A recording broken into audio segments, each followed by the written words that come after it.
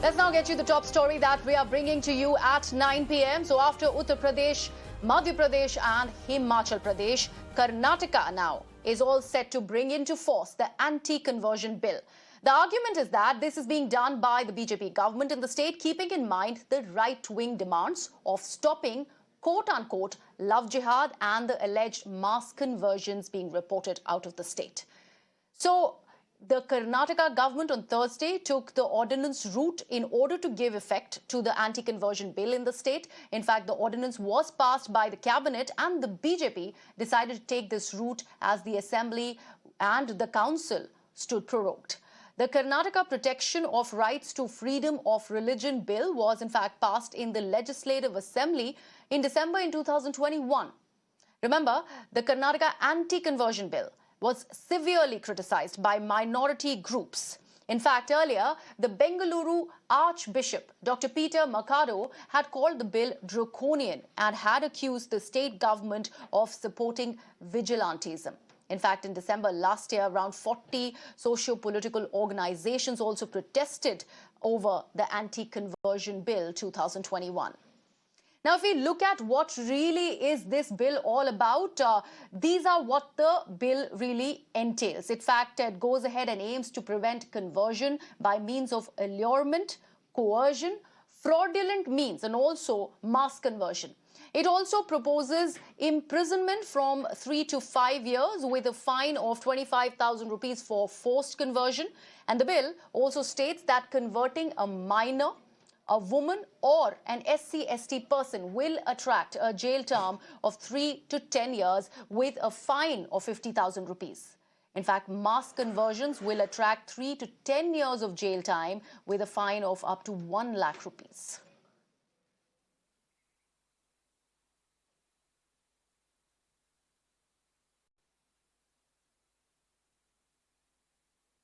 Meanwhile, the opposition has slammed the Karnataka government over passing of the anti-conversion bill through ordinance. So while the Congress heavily criticized the Bommai government for harping on anti-conversion rather than on people-friendly work, the JDS, on the other hand, called it BJP's divisionary tactics ahead of Karnataka polls.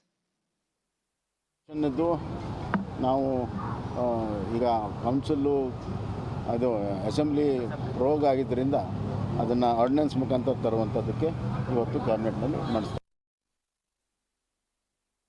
See, why, I don't know why Karnataka government is such a hurry. They could not pass in the assembly, in the council. They did not have the numbers or I don't know what. But now all of a sudden it has been passed in the lower house. But this is not the issue which now urgently what BJP is trying to take. Let them take some ordinance on a development agenda. Let the state prosper. Let them take ordinance on giving employment to the youth, creating awareness so that investors will come to Karnataka. Diversionary tactics at its best. When BJP knows that they have really failed to ascertain, evaluate and understand the aspirations of Kannadigas and Karnataka, they are trying to divert people's attention by bringing things which are absolutely not going to contribute you for your development. What are they talking about? They're talking about halal, jhatka, they're talking about anti-conversion, they're talking about bills which are not important to Kannadigas. But however, we all know that election is there and BJP has absolutely lost its plot and JDS is growing. That's the reason they are trying to divide the community, the society on the basis of religion. Right to protect, promote and propagate religion is the constitutional right. I think BJP really is shattered, scared. They don't know where they are going. So this is the contentious anti-conversion bill that we are talking about. In fact, this bill has been taken and passed through the ordinance route now by the Bomai government. Criticism, of course, is continuing. You just heard the member of the JDS. There was DK Shivakumar also criticizing the Bomai government for going ahead and passing it. Now, we were earlier mentioning to you what this bill entails, what this bill is all about. We'll, of course, get that graphics back on the screen to talk about what anti-conversion bill is all about. But also, let me tell you the kind of protests this particular announcement by the government in Karnataka had seen in the past. Because if we look at what had happened earlier, the Bengaluru Archbishop, Dr. Peter Mercado, in fact, these are the visuals on your screen there from December 16, 2021. There were ample protests against the anti-conversion bill. People had taken to the streets. The Archbishop, in fact, had also called this draconian and had accused the government of vigilantism. And this is from December 2021. There were ample protests that had happened, that had dotted the entire state of Karnataka. And now the government in the state has gone ahead and taken the ordinance route to go ahead and pass this anti-conversion bill.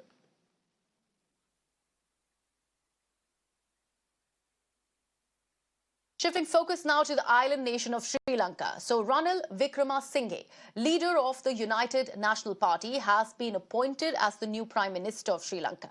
Wickremesinghe is taking the reins even as Sri Lankan citizens continue to battle intense economic crisis and high prices of essential goods and services.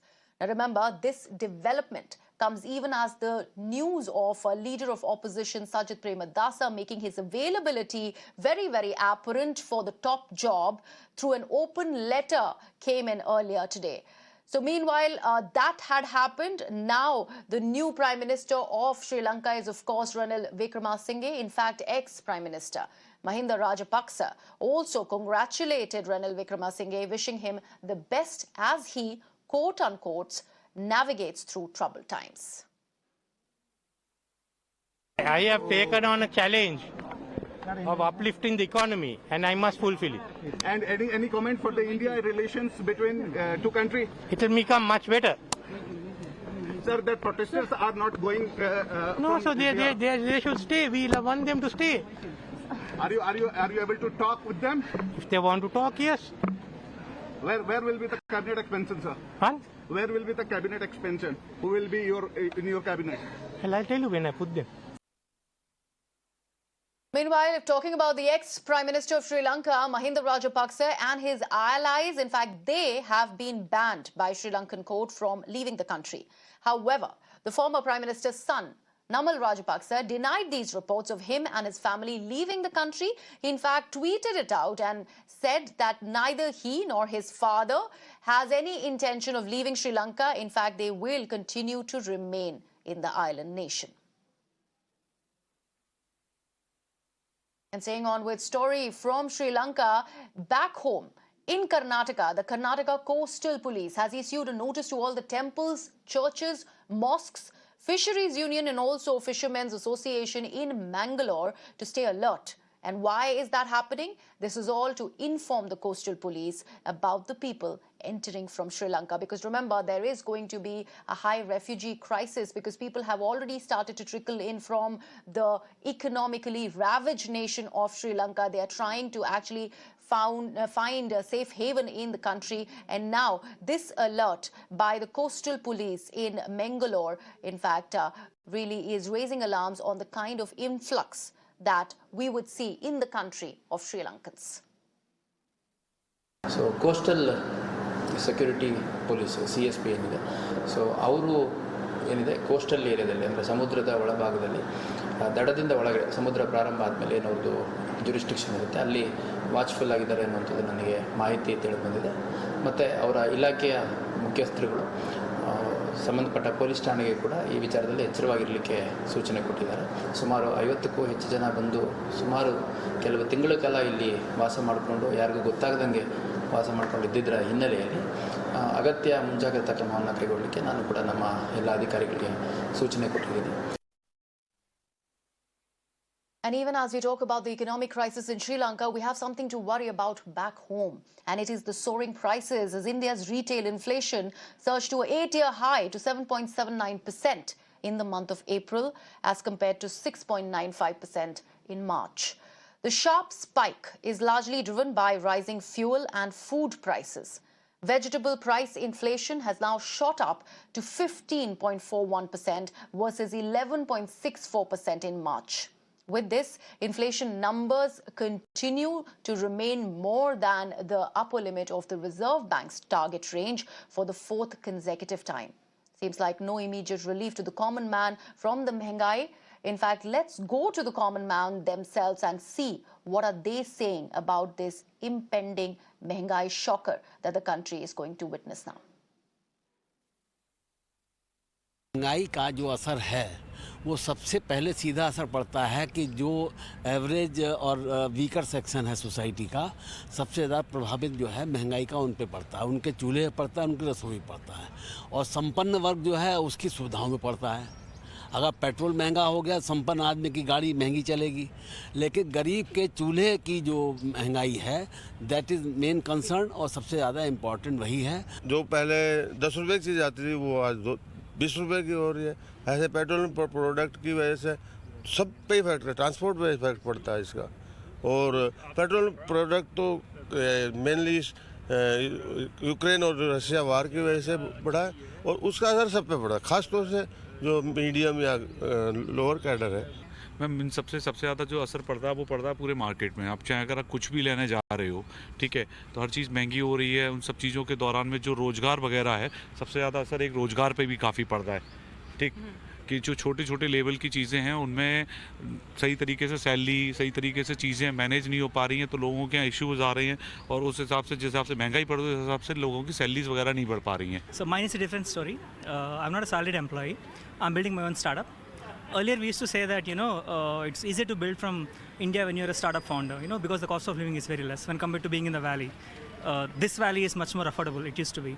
But now it's especially tough to startup founders, who moved from abroad to India to cope up with the expenses. It's no longer the same what it used to be. And we look to every invoice that gets paid, with rising the inflation right now. In fact, ahead of the retail inflation data today, we had seen Rupee weakening against the dollar and also Sensex nose diving. So Rupee fell to a record low once again in a week's time against the US dollar. The Rupee slumped 30 paise to 77.55 rupees against the US dollar. And this is a result of the lackluster trend in the domestic equity markets, foreign fund outflows and elevated crude oil prices. Now, sources suggest that Reserve Bank is likely to raise inflation projections in the Monetary Policy Committee meeting next month, which essentially means the rates are set to go up further.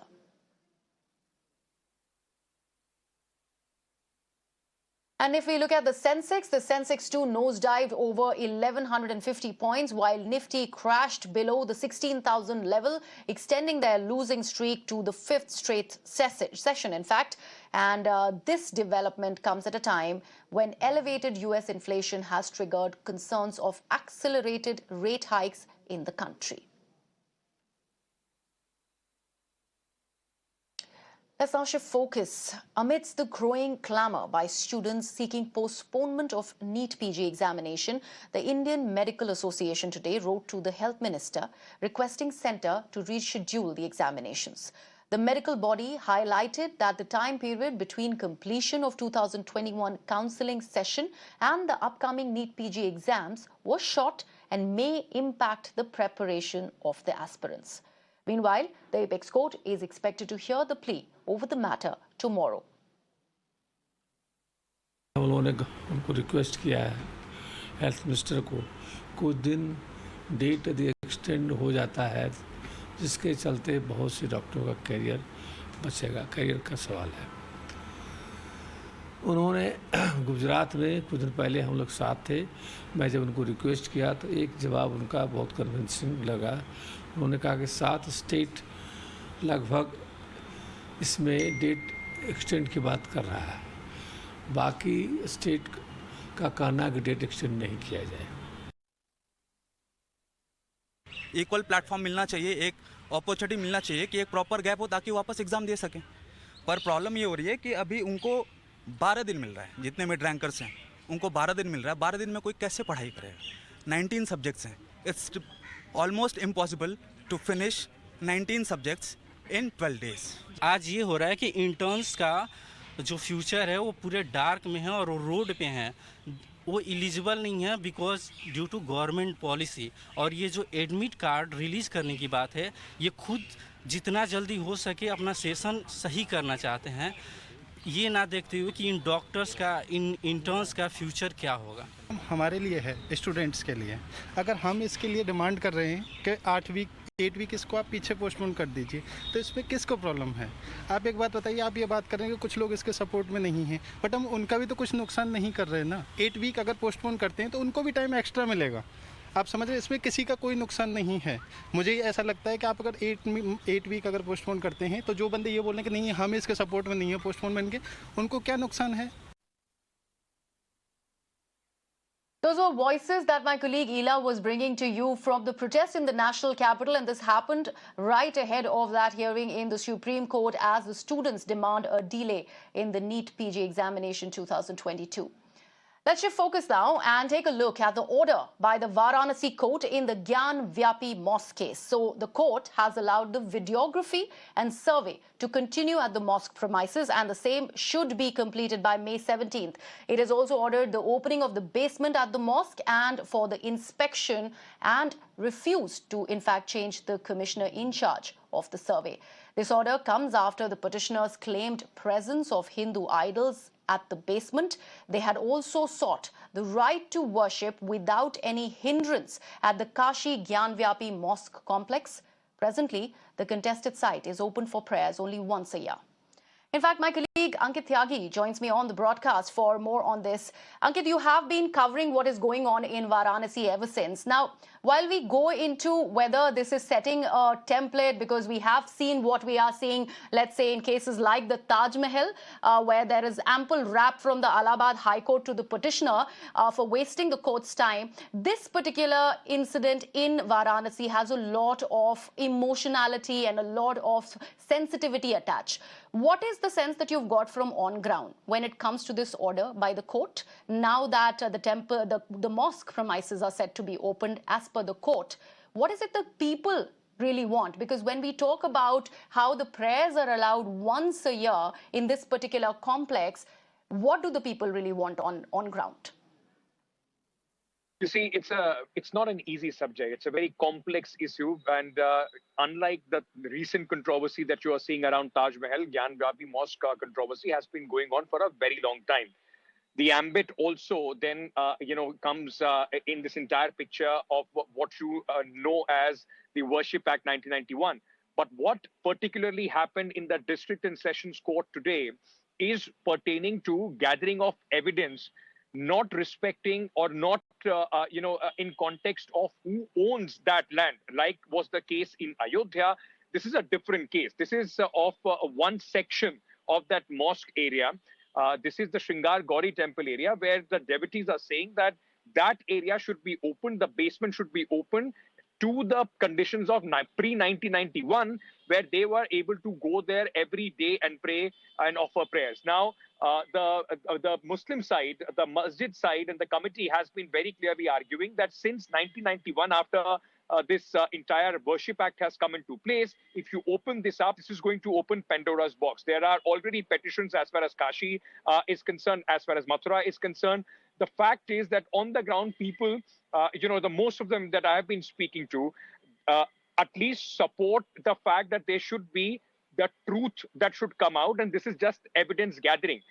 Any side, whether the masjid side or the temple side, if they are creating any hindrance or obstruction as far as this exercise or survey goes, then possibly it is, it is creating more suspicion in the minds of people, that as if something is deliberately being hidden from them. What people want is this exercise to go on, and if either side, the mosque side or the temple side, if they have any problem, they can then approach the higher courts as per law. But at least at this point of time, the Hindu side is very jubilant, and a lot of people in the area think that at least the legal proceedings should go on.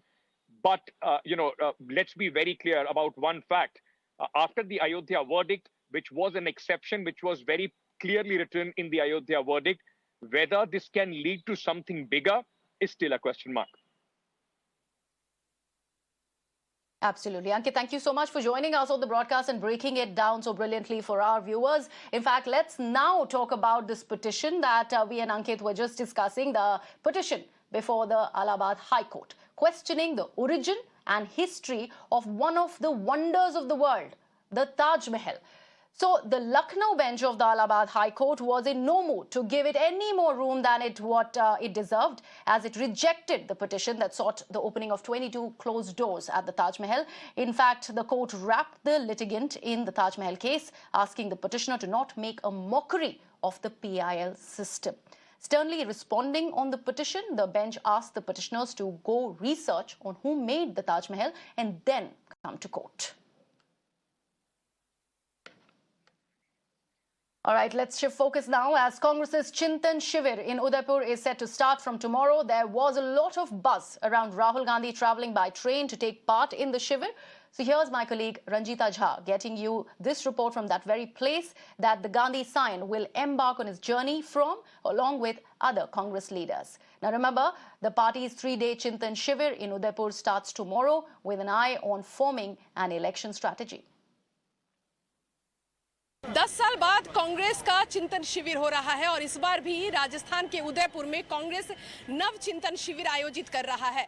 Rahul Gandhi तमाम नेताओं के साथ train में यहां दिल्ली से उदयपुर जाएंगे। आप मेरे पीछे यहां देख सकते हैं जो चेतक एक्सप्रेस है उसमें 2 बोगी जो है वो कांग्रेस के नेताओं के लिए रखा गया है, INC 1 और INC 2।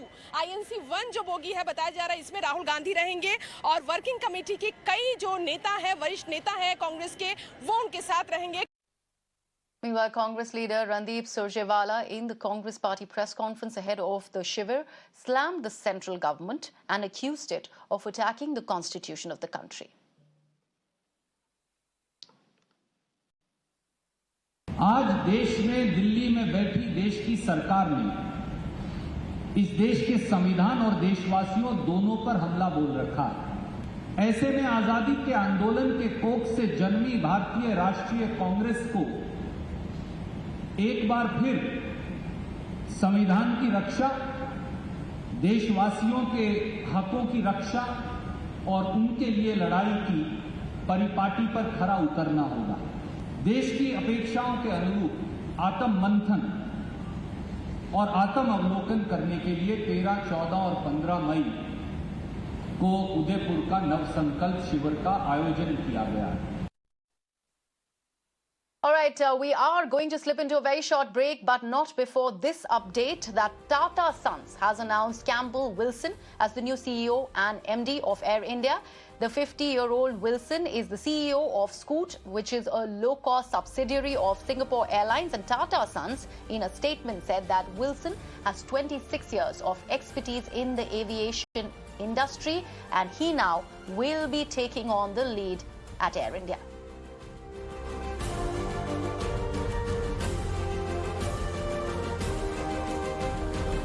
Let's now shift focus to the state of Tamil Nadu, and the demand for Tamil as the official language in the state continues to grow. Now, the state Chief Minister M.K. Stalin has written to Prime Minister Narendra Modi and also the Chief Justice of India, N.V. Ramanna, regarding the same. And he's put forth 3 demands. One was making Tamil as the official language of the Madras High Court. He did it while citing examples of other high courts like Rajasthan, MP, Uttar Pradesh and Bihar, where the language Hindi has been authorized as the official language in addition to English. Stalin also backed his argument by stating that Tamil would be suitable to be used in the High Court as it is both classical and a vibrant modern language, and added that it is essential to make law and justice comprehensible to the common man in the judicial system. Now, his other 2 demands were appointment of judges, setting up of permanent regional branches of the Supreme Court in Delhi, Chennai, Kolkata and Mumbai. Remember, this letter comes days after the Prime Minister at an event spoke about the need to use local language in courtrooms across the country.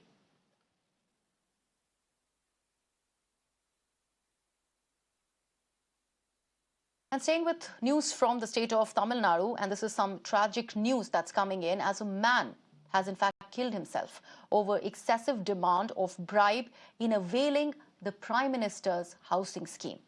The man killed himself in Tamil Nadu's Thiruvarur after recording a video narrating his ordeal. Now let me tell you what happened in this particular case. The 25-year-old Manikandan had in fact sought a loan of 1.77 lakh rupees to construct his house through the PM housing scheme. But the overseer, Maheshwaran, was constantly asking for a bribe for releasing Manikandan's installment. Now twice Manikandan paid the overseer the bribe, but the third time he couldn't. Meanwhile, Manikandan had taken loan from the neighbor to continue with the construction of his house, but was unable to repay him as well, and the third payout was not cleared by the overseer. Realizing that he has nowhere to go, a dejected Manikandan consumed poison and was later found dead. As the matter came to light, the Thiruvarur collector suspended the overseer involved in the case and registered an FIR under 306 against the overseer. Earlier, in fact, BJP's Tamil Nadu president met with the victim's family as well.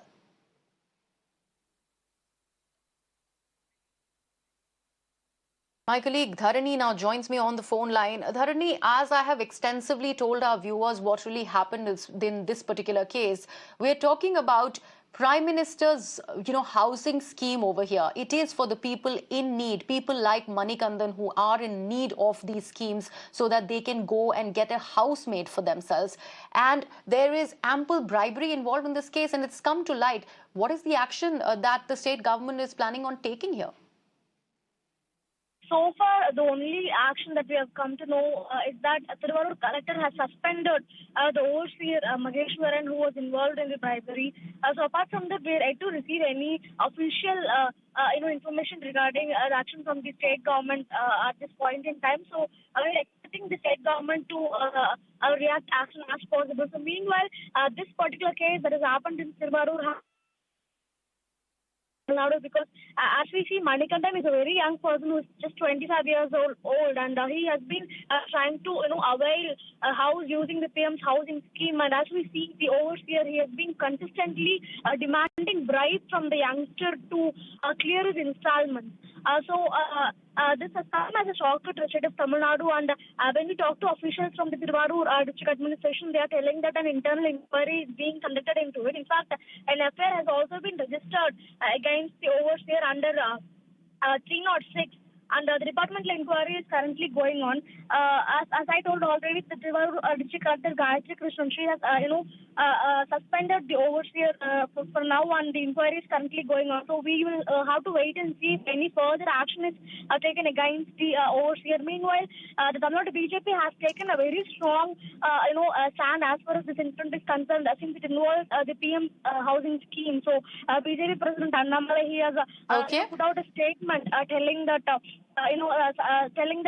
such a thing that where a youngster has sought a loan and he's been consistently demanded a bribe from an overseer, and he has expressed his vigorous criticism towards this total act, and he has demanded that severe action has to be taken against the overseer. So that's the update as far as this case is concerned right now. And tomorrow we are expecting from some of the BJP functionaries to go and meet the family also, because from the information right now we've got from the sources, we are expecting some of the BJP functionaries to go meet the victim's family tomorrow also. All right, Dharani, thank you so much for joining us with all those details. In fact, let's now shift focus to the valley, where targeted killings of Kashmiri Pandit have sent shockwaves. Today, terrorists targeted Rahul Bhatt, who was an employee at the Tehsildar office in Budgam district. Preliminary investigation now reveals that 2 terrorists were involved in this incident, and they used pistols for the same. And even as politicians have condemned the incident, the distraught kin have slammed the security measures in the area. In fact, Kashmiri Pandits in the valley also staged protest. Office के अंदर और किसी अफसर ने इस वक्त तक कोई हाल चाल नहीं पूछा, कोई कन्वे नहीं किया। ये सिक्योरिटी का हाल है। एसएसपी बडगाम को मैं फ़ोन कर रहा हूँ, PCR श्रीनगर को मैं फ़ोन कर रहा हूँ, कोई उठा नहीं रहा है। ये थोड़ी है चलो गोली लगे, ऑफिस के अंदर हिट किया है, वो भी ऑफिस के बाहर नहीं, ऑफिस के अंदर है। अब ये हम नहीं बोल सकते हैं क्या किसका कसूर है, क्या बोल सकते हैं इसमें, ऑफिस के अंदर की क्या, अब किस जगह हिट सेफ है। My colleague Pradeep now joins me live on the broadcast. Pradeep, this is once again another incident of targeted killings of Kashmiri Pandits in the valley. Story remains same. 32 years back also we saw that the Kashmiri Hindus were targeted because of their faith, and 32 years later also they are being targeted because of their faith. See, this was his high security zone. He was working inside the Tahsildar office. Two gunmen holding pistol, they go inside, they identify him, segregate him, kill him, and then flee from there. We have seen the similar scene happening just a few months back.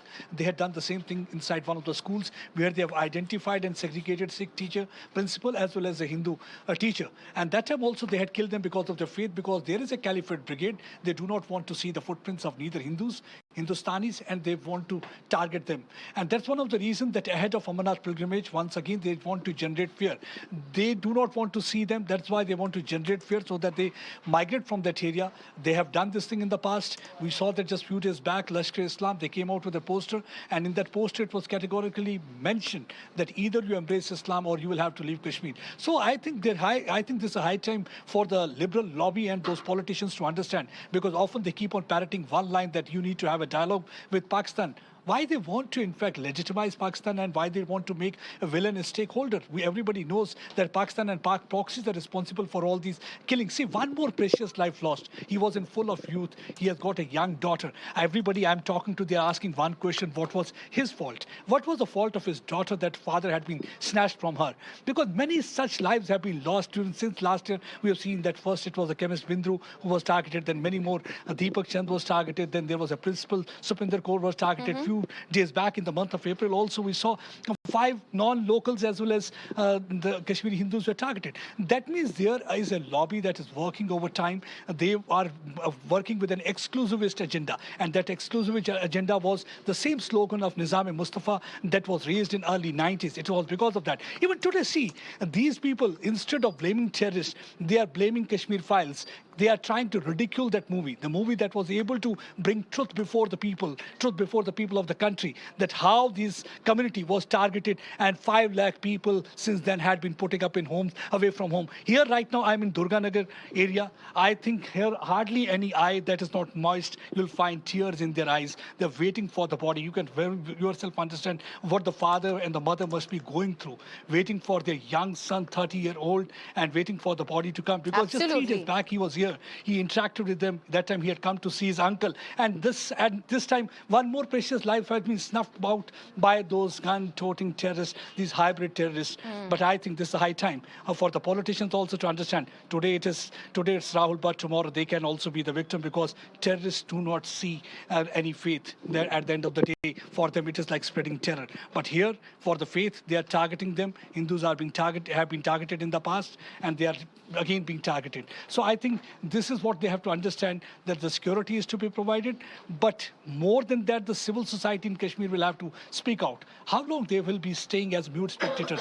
They have also to speak out. They have also to come out. If they are really talking about Kashmiriyat, they really want to be against that Caliphate Brigade, they are against Nizam-e-Mustafa, they should come out on streets and stand with their Kashmiri Hindu brothers and convey a message loud and clear to Pakistan and Pak proxies that we are one. You can't just make Kashmiri Hindus flee from decision. But yes, what is heartening is that today, while I was interacting with, they said the Kashmiri Hindu of 2022 is totally different from what they have seen in 1990. Kashmir kisi ke baap ka nahi hai. Nobody is going to take us out from Kashmir, even if they are going to target us. All right, Pradeep, thank you so much for all that inputs there, and very rightfully so. This is a distraught family that we are talking about in the valley, and targeted killings of KPs has once again come to light with this case of Rahul Bhatt really losing his life to terrorists. Let's now shift focus and talk about the second Global COVID Summit. And Prime Minister Narendra Modi, in fact, made a virtual address highlighting the major milestones in India's battle against COVID. Calling it a people-centric strategy, Prime Minister Narendra Modi said that the highest ever allocation was made to annual healthcare budget, laying the future roadmap. The Prime Minister also highlighted India's capacity to produce 5 billion doses this year and the plans to produce and promote traditional medicine for healing of the elderly population world over. In India, we adopted a people-centric strategy against the pandemic. We have made the highest ever allocation to our annual healthcare budget. Our vaccination program is the largest in the world. We have fully vaccinated almost 90% of the adult population and more than 50 million children. Let's shift focus to the state of Jharkhand, where a day after being arrested in the money laundering case, Jharkhand Mining Secretary Pooja Singhal has been suspended from the Indian Administrative Services by the government in the state. The IAS officer is being investigated by the Enforcement Directorate in connection with alleged embezzlement of Manrega funds in the state. Meanwhile, the ED is likely to seek an extension of remand of Sumar Kumar as well, who is the chartered accountant of IAS officer Pooja Singhal, who has also been arrested in Jharkhand recently. In fact, ED wants to confront Pooja and Suman in their custody. The Enforcement Directorate has got police remand of Pooja Singhal and the co-accused Suman till 16th of this month. Both of them will be confronted together. According to the remand note which has been given by the Enforcement Directorate, the building which was meant for construction of this Pulse Hospital is worth 70 crores. This is what the estimation has been. One more diagnostic center is also worth 40 crores, and the equipment which has been used to make these diagnostic center is also worth 30 crores. And the co-accused, who was arrested in the year 2020, has also stated that he saw someone giving multiple gadis of the note to Pooja Singhal. On the other side, the Enforcement Directorate will try to question Pooja Singhal and the co-accused together in this multi-crore scam, which was initially started in the year 2009 to 2010. During the time period till which Pooja Singhal will be questioned by the Enforcement Directorate, the ED will try to know that who were these individuals from whom Pooja was receiving money and these kind of allegations which has been put in against her. The co-accused, who is Suman, from whose residence this more than 19 crore was seized, has also stated that he used to get cut off from Pooja Singhal and all this money belongs to Pooja. Over 30 school students and their parents were allegedly locked in a school room for 2 hours. And this happened at the Hartman College, which is a school in Uttar Pradesh's Bareilly district. In fact, parents allege that the children were held captive while they were appearing for an examination on May 7th. Parents also say that children's answer sheets were snatched and they were taken into a dark room where they were kept for over 2 hours without food, water or even electricity in the sweltering heat during the afternoon hours.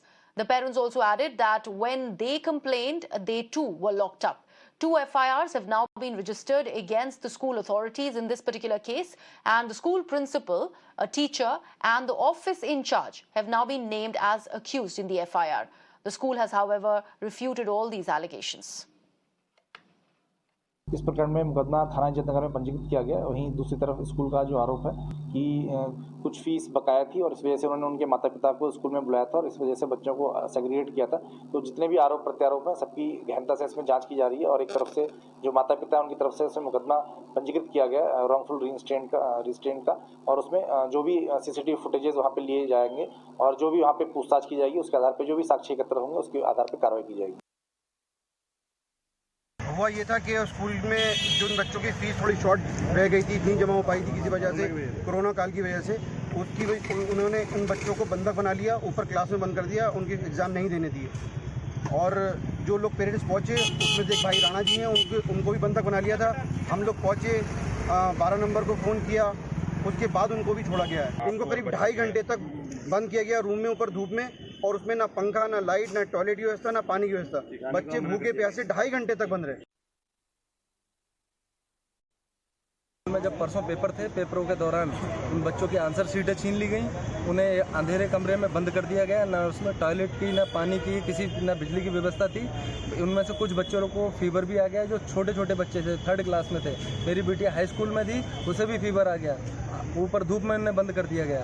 जब हम लोगों ने उनकी शिकायत करी तो उन्होंने मुझे भी बंद कर दिया, मुझे और मेरी पत्नी को भी स्कूल में बंद कर लिया।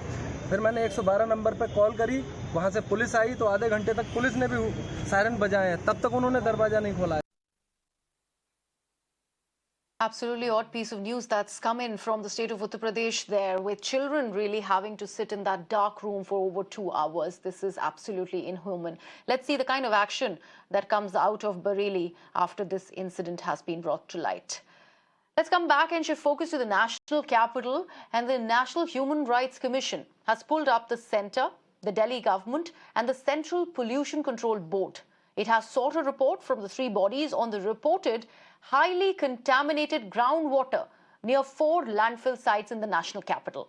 The NHRC, in its report, said that the Commission has taken suo motu cognizance of a media report that the groundwater near Bhalaswa, Ghazipur and Okhla landfill sites and engineered sanitary landfill in Bhawana are contaminated. In fact, the Commission has issued notices to the Jal Shakti Ministry, the Central Pollution Control Board and the Delhi government to file a detailed report within 6 weeks' time, consisting of measures to be taken to solve this issue.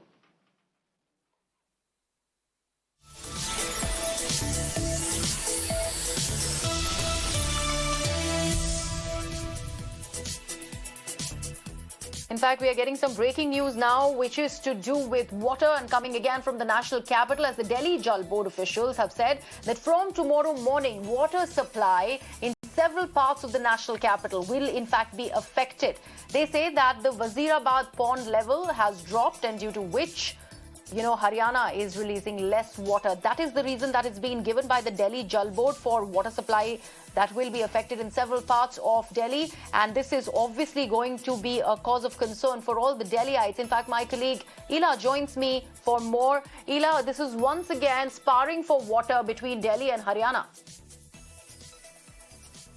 Yes, but between this war of words between Delhi and Haryana, the people of Delhi are suffering a lot because of the punishing heat. It's not bearable for common people to face the shortage of water too, as the Delhi Jal Board has said that due to the depletion of pond level of Yamuna, Wazirabad water tank level has also been hit, and the levels have reached to 671.80 feet against the normal, which is 674 feet.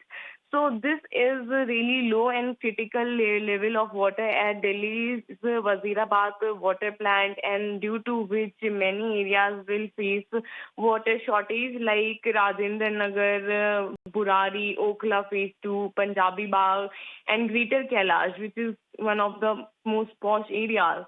So these are some places which will face water shortage, and it would be very hard for the people of Delhi to bear this punishing heat as well as water shortage in national capital. They are lacking the basic needs. So while Delhi government is putting the blame on Haryana government that they are not releasing enough water to the Yamuna, and that's why the level have been dropped. But it is the people who are suffering amidst all. Back to you. All right. Absolutely, Ila. Thank you so much for joining me with all those details. We are getting more breaking news again from the national capital. Let's take a look at that.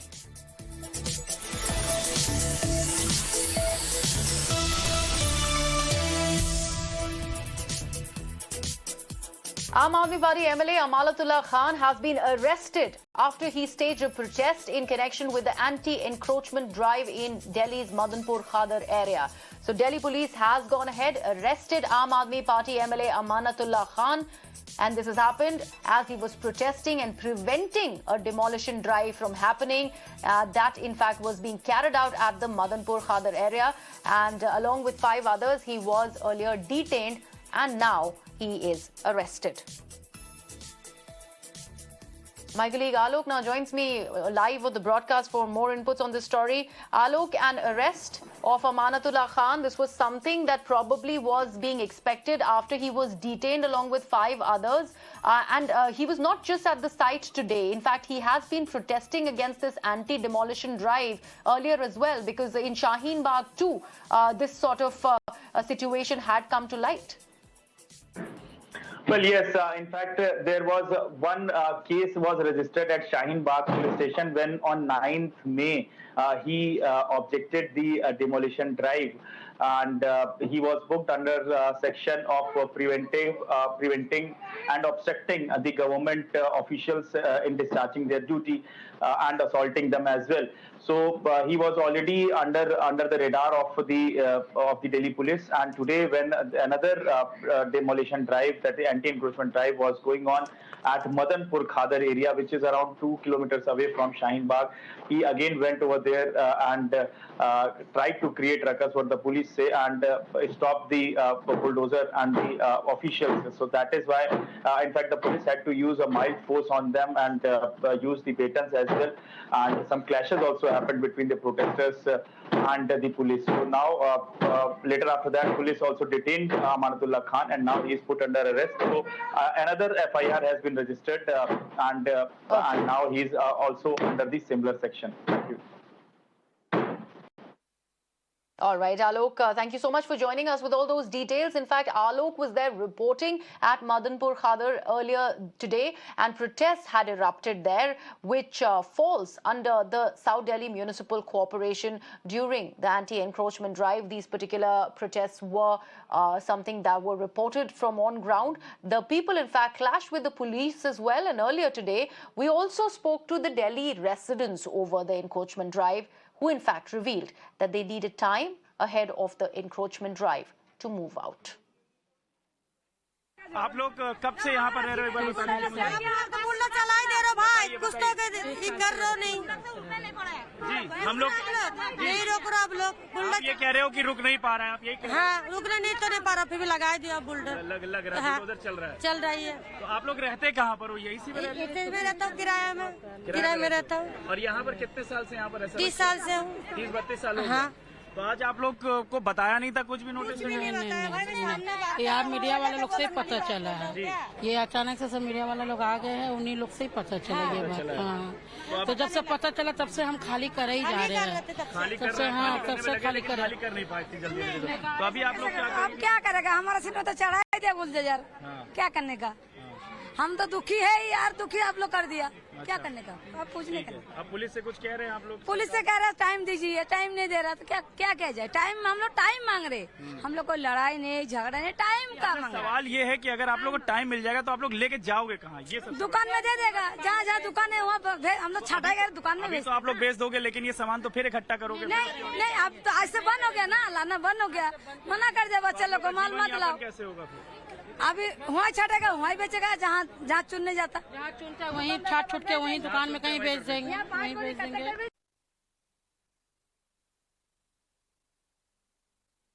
ये government का नाला है, आपने भी पत्थर लगाए हैं, आपने भी ये पत्थर लगा रखे हैं ना। देखो, अगर हमने उसको पत्थर लगा के उसको सफाई कर दी है तो हमने कोई गुनाह तो नहीं किया, उसमें तोड़ने का आपका कोई वो नहीं है। अगर आपने इनलीगल किया हो तो आप तोड़ने का हकदार हो। हमने कोई आपका इनलीगल नहीं किया, हमने अपने आपके बनाए हुए नाले के ऊपर पत्थर लगा के सफाई किया है। अगर आप उसको तोड़ोगे तो ये गलत बात है, आपकी ये गलत बात है और वो आप गलत बात कर रहे हो। बिल्कुल। तो मतलब आज से पहले लास्ट बार कब आए थे इस चीज की? ये जो अब आए हैं, ये सिर्फ इलेक्शन के चक्कर में आए हैं। आज से कितने सालों पहले आए थे? कभी कम से कम ये 5-6 साल पहले आए थे, उसके बाद नहीं आए थे। अब क्यों? अब ये इलेक्शन आ गए हैं, एक दूसरी पार्टीबाजी दिखाने के लिए ये सब काम कर रहे हैं। गरीब का नुकसान कर रहे हैं, किसी और का नहीं कर रहे, गरीब का नुकसान कर रहे हैं सिर्फ अपनी वोटों के चक्कर में। Let's look at a heat wave alert story which directly impacts all of us, because remember, all of us are reeling under the severe impacts of summers. Now, fresh spell of heat wave is expected in several parts of the country for the next couple of days. In fact, the Indian Met Department has forecast heat wave conditions in isolated parts of southern Haryana, Delhi and southern Punjab from May 12th to May 16th. In fact, a yellow alert has been issued for Gurugram from the 13th of May. But adding to this is some relief, as the southwest monsoon may arrive early this year. The IMD has predicted the monsoon to arrive early, with the Andaman and Nicobar Islands expected to receive the first seasonal showers on the 15th of May.